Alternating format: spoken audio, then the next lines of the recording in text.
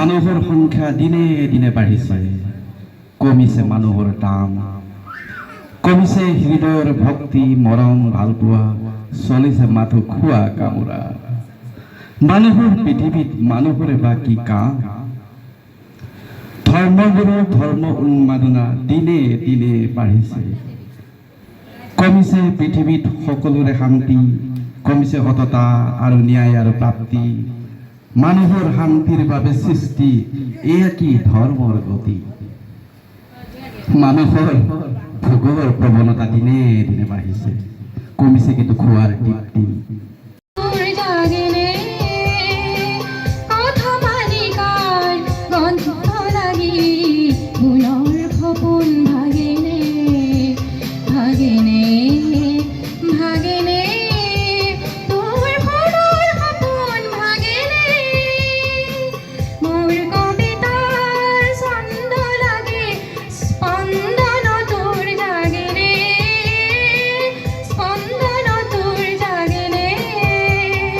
দীৰ্ঘ ডায়েৰীখন বিংশ শতিকাৰ বহু গেপ পৰি মোক চেপেটা কৰিলেও, কালৰ কালপুৰুষে মোক প্ৰাণে মাৰিলেও, মোৰ ভিতৰত থকা মইজনক কিন্তু মাৰিব পৰা নাই। সহৃদয়শীল নৃতত্ববিদক লগ পালে আজিও মোৰ দুচকুৰে গংগা যমুনা বয়।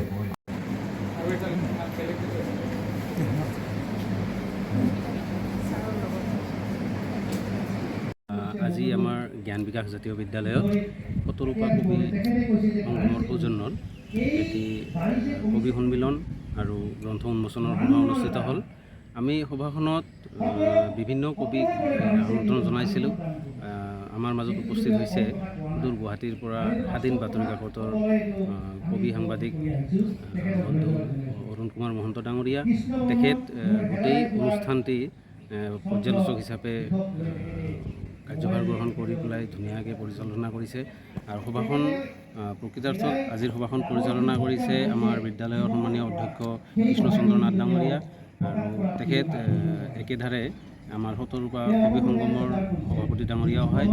আৰু আমাৰ অনুষ্ঠানটিত ধুবুৰী জিলা সাহিত্য সভাৰ সম্পাদক, তাৰপিছত অসম সাহিত্য সভাৰ সাংগঠনিক সম্পাদক, চাপৰৰ পৰা চাপৰগ্ৰামৰ পৰা কোকৰাঝাৰৰ পৰা বিভিন্ন কবি সাংবাদিক বন্ধু, বিভিন্ন কবি সাহিত্যিক উপস্থিত হৈ নিজৰ নিজৰ কবিতা, স্বৰচিত কবিতা পাঠ কৰিছে।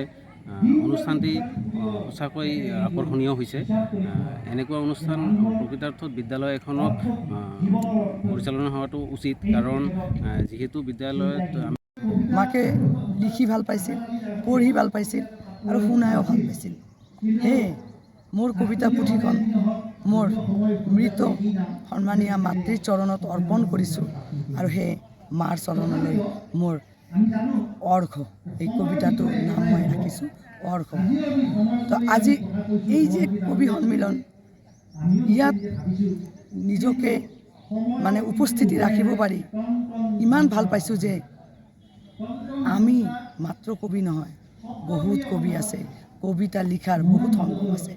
আৰু কি আপোনালোক সাংবাদিকসকলে ইমান ধুনীয়া কবিতা আবৃত্তি কৰিছে, লিখিছে, তাকে দেখি ভাবিছোঁ কবিত্ব ভাৱ সকলোৰে মনত আছে, মাত্ৰ উজৰাই দিয়াৰহে সময় লাগে। সেয়ে আজি মই এই কবিতা মানে কবি সন্মিলন আৰু পুথি উন্মোচন প্ৰক্ৰিয়াটোৰ জৰিয়তে নিজকে ধন্য ভাবিছোঁ।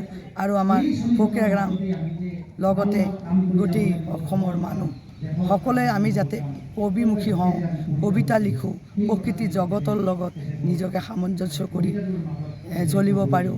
বিভিন্নজনৰ কবিতাৰ দ্বাৰা সমাজ সংস্কাৰক হওক, সমাজ মধুৰ হওক। লগতে বহাগ এটি মাহ নহয়, এয়া হ'ল অসমীয়াৰ মন প্ৰাণ নিজৰ চিনাকি ঐতিহ্যৰ এক সুন্দৰ উদ্ভৱ। আৰু যেনেকৈ বহাগক কপৌ ফুলে বহাগক আগমনী জনায়, আদৰণি জনায়, এজাৰে জনায় বিদায়। আমিও এই বহাগ মাহটো বছৰে বছৰে আহক, কপৌ ফুলৰ দৰে আমি কবিতা লিখি এই মাহটোক আঁকোৱালি ল'ব পাৰোঁ আৰু এজাৰৰ দৰে ধুনীয়াভাৱে এই মাহটোক, এই ঋতুটোক বিদায় দিব পাৰোঁ। শীতৰ খেমেকে আও কি নিখাৰ মই ভাল পাওঁ তোমাক। তোমাৰ বুকুৰ স্তনামৃত পান কৰি জীৱন জীনাৰ সপোন দেখিছোঁ, সেয়ে তোমাৰ প্ৰেমত পৰিলোঁ। তোমাৰ প্ৰেমত পৰিলোঁ বাবে চিনি পাওঁ তোমাৰ নাঙঠ দেহৰ প্ৰতিটো ভাজত প্ৰেমাচ্ছল উন্মাদনা। তোমাৰ উলংগ দেহত বহুৱা আচৰ কৰি মোক অধিক সজাগ কৰে। মই ভাল পাওঁ তোমাক। দুবাহু মেলি ৰ'দে মেলা পালা বুকুৰ পেৰালৈ মৌচুমীৰ